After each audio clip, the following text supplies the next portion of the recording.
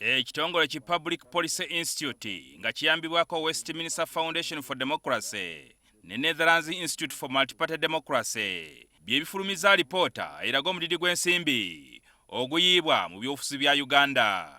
Okunoonyereza kuno bakwesigamiza ku kulonda okwaliwo mu mwaka gwa 2016 naddala ku mutendera gw'ababaka ba Paalamenti ne bassentebe ba LC5.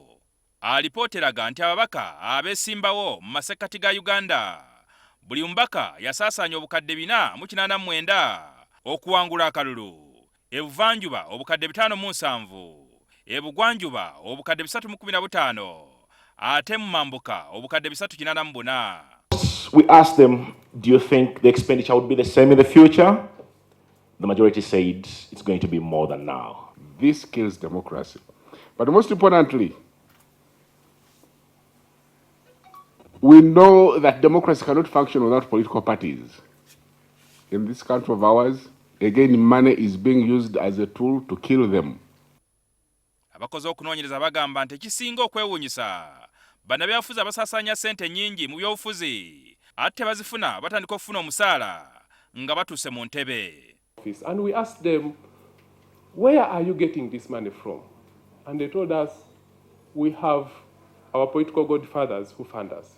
Mu kutongoza alipoota eno abamu ku bakulembeze mu bibiina by'obufuzi bawadde bannayuganda amagezi okusobola okukendeeza ensimbi ezisiba mu byobufuzi ekireetera abakyala n'abavubuka okulekebwa ebweru. Alipoota eraze nti abakyala n'abavubuka bangi balemereddwa okulondebwa mu bifo eby'obuvunaanyizibwa lwansonga tebalina nsimbi okugulira abalonzi. The more money in politics gets entrenched, the more our people are excluded. That our political systems must be inclusive and act with integrity in the interest of citizens, and yet, in many countries, Uganda included, the processes of selecting, electing, and retaining our representatives often produce opposite results. The MPs have become district health officers, they have become district engineers, they have become district education officers.